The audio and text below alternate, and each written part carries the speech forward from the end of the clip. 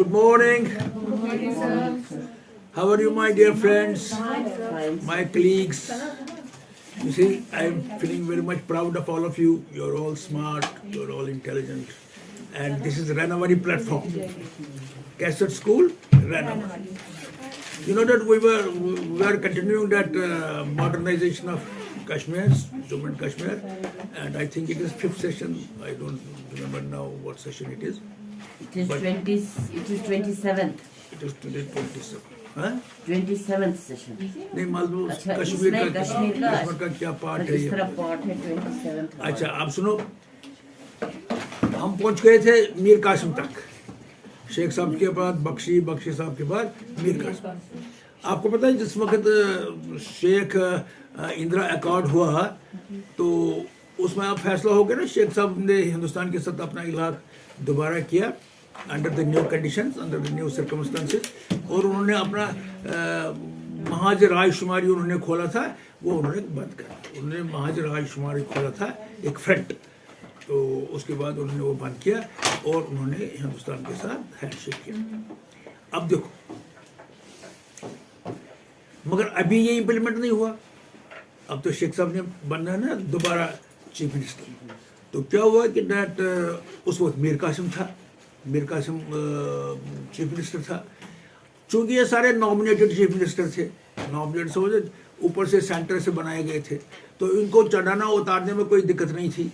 जो elected chief minister होता है उसको उतारने में बड़ी दिक्कत होती है। ये तो वैसे ही इलेक्टेड होते थे। ये इंदिरा गांधी इनको कहती चलो जी उसको बनाओ, तो इंदिरा गांधी ने क्या, मीर कासिम को भाई आप you resign from the post of chief minister और अब शेख साहब टेक ओवर करेंगे। तो शेख साहब ने टेक ओवर किया। I think it was 1975 when Sheikh Sahab again became the chief minister of the, not again chief minister, पहले तो वो प्राइम मिनिस्टर जब वो चीफ मिनिस्टर की गद्दी पर बैठे। अब प्रॉब्लम थी कि असेंबली में बाकी सारे कांग्रेस वाले थे ना मेंबर्स, तो अब नया इलेक्शन होना था क्योंकि Sheikh Sahab would not be able to work with Congress MLAs, तो कांग्रेस वालों का एजेंडा डिफरेंट था, एनसी का एजेंडा डिफरेंट है, तो इलेक्शन हुआ। इलेक्शन दौरान में क्या हुआ कि शेख साहब बीमार हो गए तो लोग परेशान हो गए। खैर अब इलेक्शन हुआ तो सारी वोट शेख साहब को पड़े, सारी। जो लोग कहते हैं कि जो शेख साहब ने उस वक्त अकॉर्ड किया इंदिरा गांधी के साथ, तो लोगों ने उसको मोहर डाली, क्योंकि जब इतनी मेजॉरिटी के साथ अकॉर्ड के बाद उसको इलेक्ट किया एज चीफ मिनिस्टर, तो इसका मतलब हो गया सीधा ही कि लोगों ने उसके अकॉर्ड को सराहा, मान लिया। तो फिर जिस वक्त शेख साहब आ गए तो उन्होंने till his death he continue to be as the chief minister, और उस वक्त भी उसने बड़े बड़े काम किए। आपको मैंने कहा कि शेख साहब एज प्राइम मिनिस्टर तो छोटी बात है, शेख साहब एज पब्लिक लीडर बड़ी बात है। मैंने ये भी आपको कहा कि शेख साहब ने हमें कश्मीरियों को सिखाया अपने टांगों पर खड़ा होना, जुर्रत के साथ, हिम्मत के साथ। वो कैसे हुआ? Just with a stroke of pen. जब उन्होंने लैंड टू टिलर किया, जब उन्होंने कर्जदारी खत्म की, जो ही काश्तकार अपने लैंडलॉर्ड के सामने गिड़गिड़ाता था, अब लैंडलॉर्ड गिड़गिड़ाने लगा। जो ही कर्जदार साहूकार के सामने गिड़गिड़ाता था, अब साहूकार ही गिड़गिड़ाने लगा। अब देखो इसमें कितनी चेंज हो गई पर्सनालिटी में, साइकोलॉजी में कितनी चेंज हो गई। जबकि एक काश्तकार माल की जमीन बन गया, उसकी साइकोलॉजी में कितनी चेंज आई, उसकी पर्सनालिटी में कितनी। जब एक इसको क्या कहते हैं ये, जब एक कर्जदार एकदम ही कर्जा का बोझ खत्म कर दिया, तो उसकी साइकोलॉजी में कितना फर्क पड़ गया होगा, बात।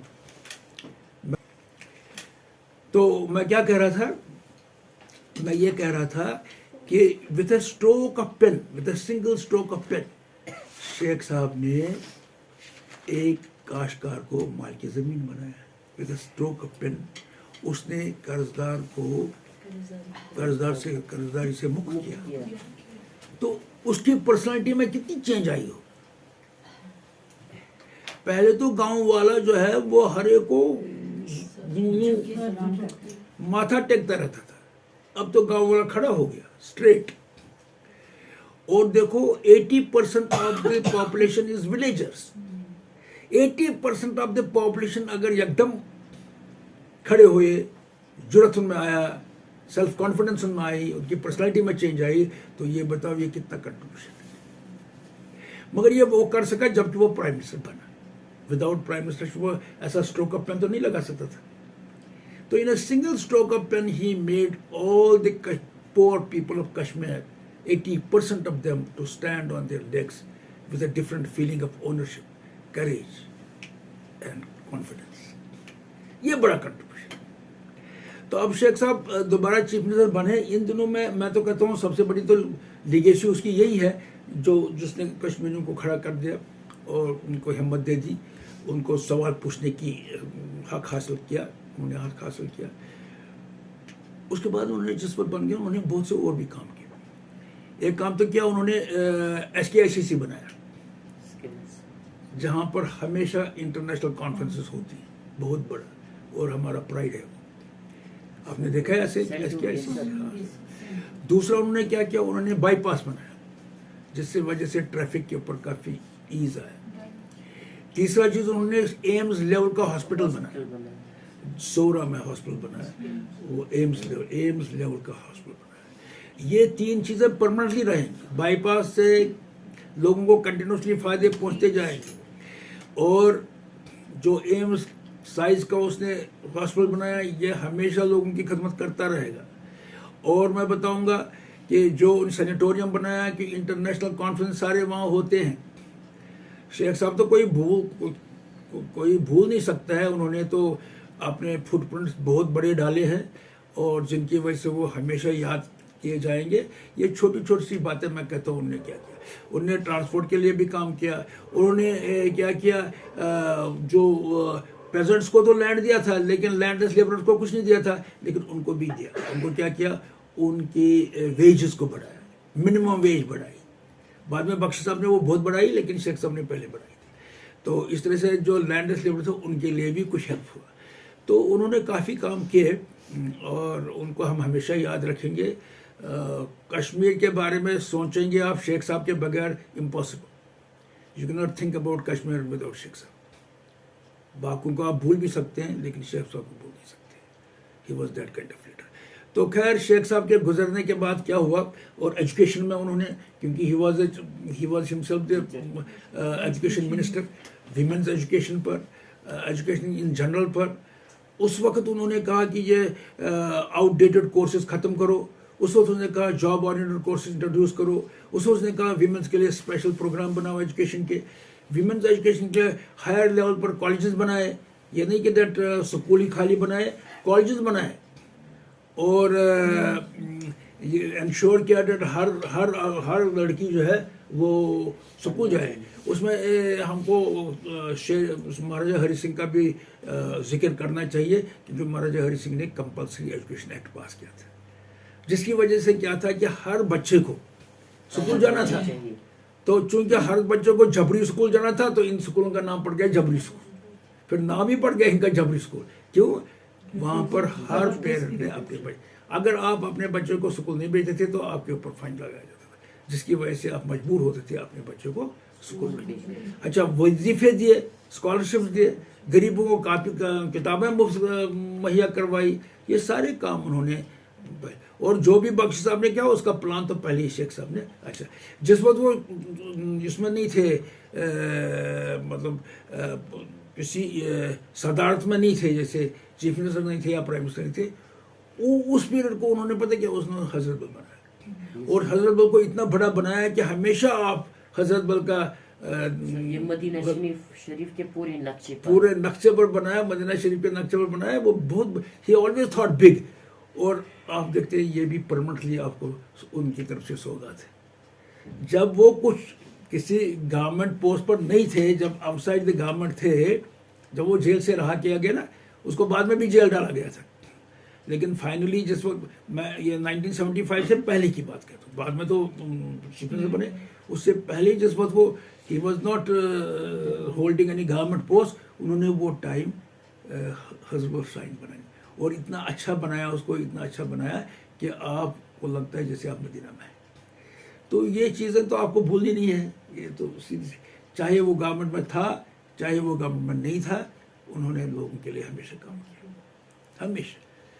he never allowed any person to be rude with poor and downtrodden. Poor and downtrodden को उठाना ये उसकी जिंदगी का मकसद था. उसने तमाम लाइफ में मुसीबतें झेली, जेल झेले, सब कुछ झेला, मगर हिम्मत नहीं छोड़ी और कश्मीर को आबाद कर दिया. अब उसके बाद क्या हुआ, शेख साहब के बाद आया, फिर शेख साहब के बाद आया, जब शेख साहब गुजरे तो आ गया फारूक साहब. तो फारूक साहब ने एंटी इंदिरा गांधी का एजेंडा चलाया, एंटी इंदिरा गांधी का एजेंडा चलाया, बहुत जोरों से, बहुत जोर. एक दफा इंदिरा गांधी यहाँ आई तो उसके सामने लोगों को रखा और उसकी इतनी बेहरमती हुई जिसका कुछ अंदाज नहीं, मगर खामोशी से वो बैठी. तो और उन तमाम सारे chief minister pro Indira Gandhi नहीं है. हिंदुस्तान जो है ना ये इतना बड़ा है, तो देखो हिंदुस्तान में आपको पता है कम्युनिस्ट गवर्नमेंट भी थी, केरला में कम्युनिस्ट गवर्नमेंट थी. एक डेमोक्रेटिक कंट्री में कम्युनिस्ट गवर्नमेंट का होना एक स्टेट में, ये इटसेल्फ दिखाता है कि हिंदुस्तान का टॉलरेंस कितनी बड़ी है. देखो ना, आप समझते नहीं, बैठिए आप, जिस वक्त यहाँ लेक्चर चला होता ना उस, तो आपको पता है the world was surprise. India सारा डेमोक्रेटिक है, एक स्टेट कम्युनिस्ट है, that was Kerala, and Nehru ji prime minister. और the government in Kerala was allowed to run as a communist government. ये दिखाता है the tolerance of this country. इस कंट्री की टॉलरेंस बेहद है. देखो कैसे हिंदूज में कोई तो खुदा को, एक खुदा को मानता है, कोई बहुत से खुदाओं को मानता है, कोई खुदा को मानता ही नहीं है. जैसे बुद्धा ने कहा यार मैंने तो खुदा नहीं देखा, मैंने तो खुदा नहीं देखा. लोग बुद्धिस्ट बन गए. एक है बृहस्पति चारवाक, उसने कहा, चारवाक फिलॉसफी था, उसने कहा जो कुछ है वो यही है, इसे मस्ती मौज मनाओ, जन्नत वन्नत कुछ भी नहीं. उसके भी फॉलोअर्स बन गए. किसी ने कहा खुदा एक है, उसके भी फॉलोअर्स बन गए. बाय एंड लार्ज हिंदूज एक ही खुदा को वर्शिप करते हैं, जैसे परम ब्रह्मा. उनके लिए खुदा होता है मिस्ट्री, टॉप मिस्ट्री, जिसको जानना मुश्किल है. हमारे लिए खुदा का नाम है परम ब्रह्मा, द चीफ मिस्ट्री, जिसको हम जान नहीं सकते. और जो बाकी चीजें हैं, बस शिव जी है, फिर विष्णु है, ब्रह्मा विष्णु शिव, ये फिर इन्होंने कैटेगराइज किया है for the common man.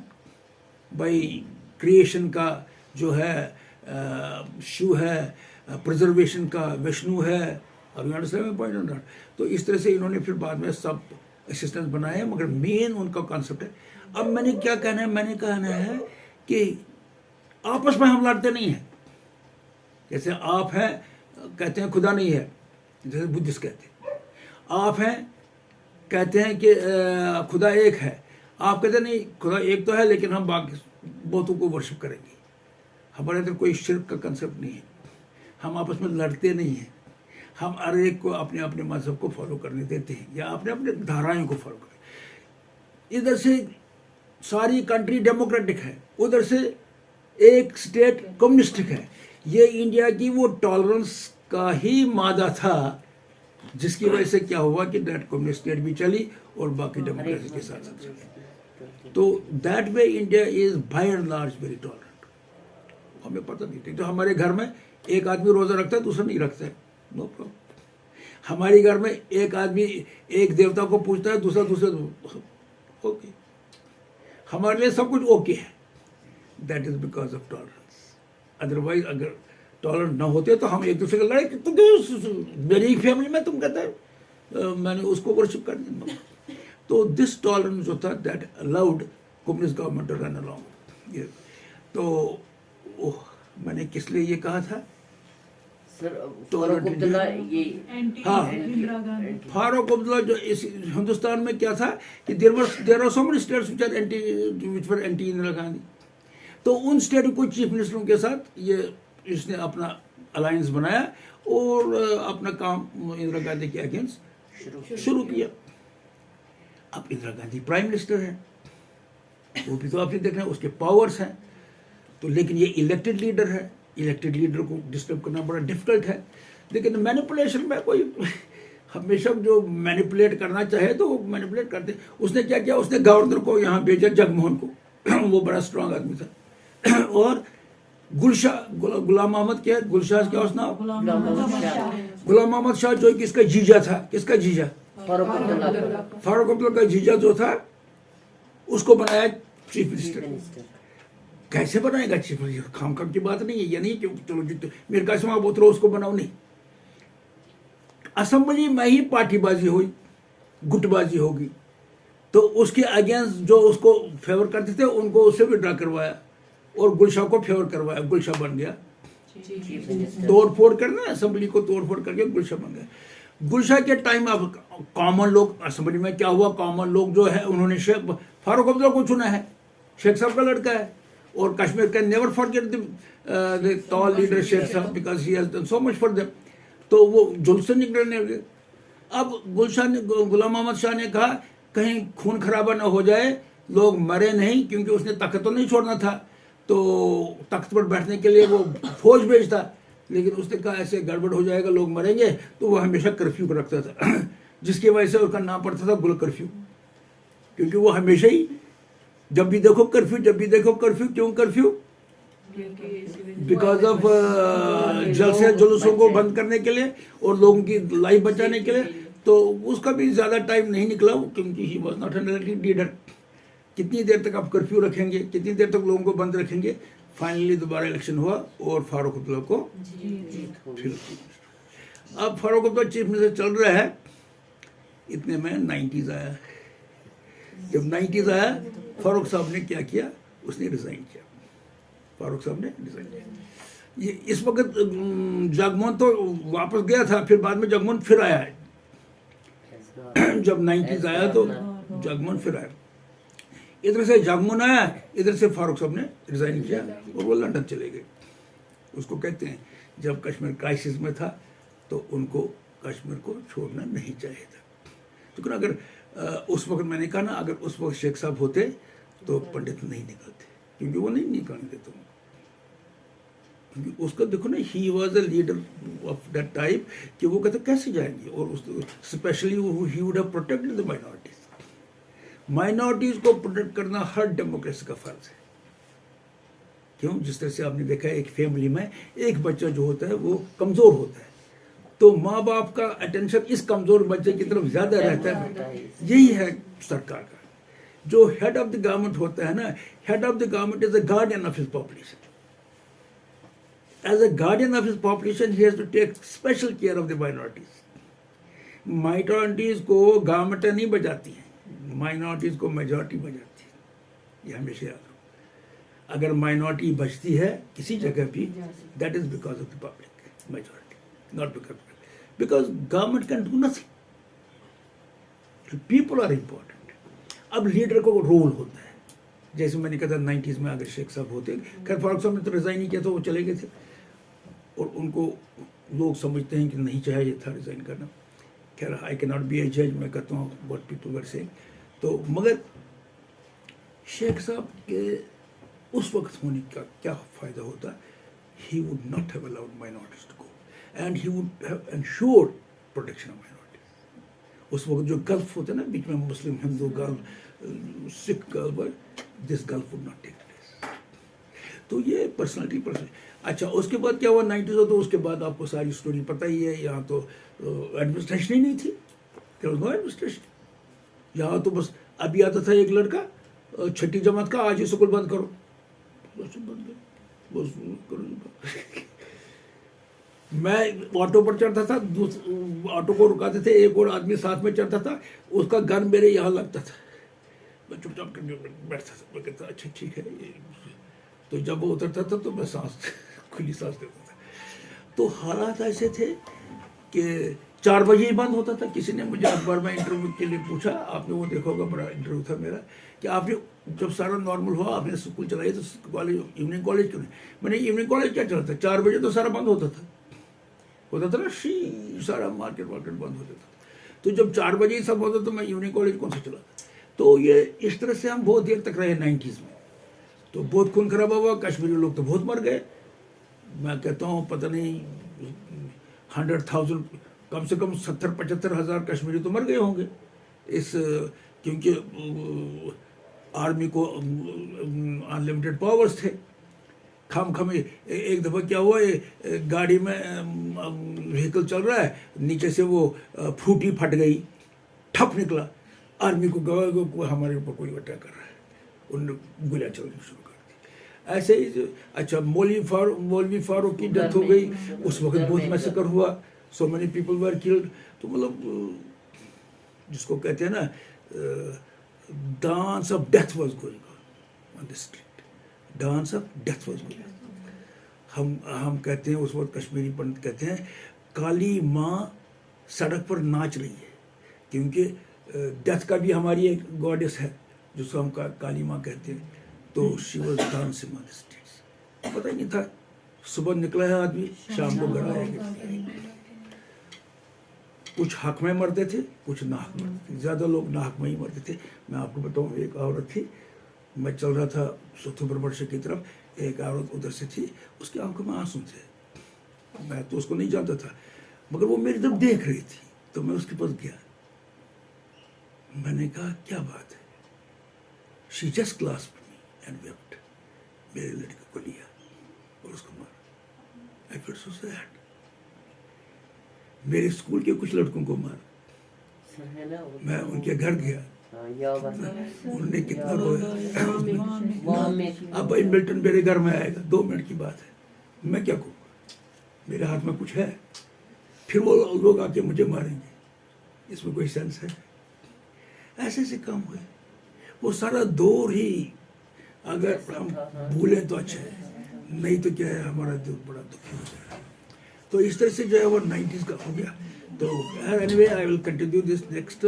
I thank you very much for listening to me. I am telling you all that I know from my personal experience. God bless you.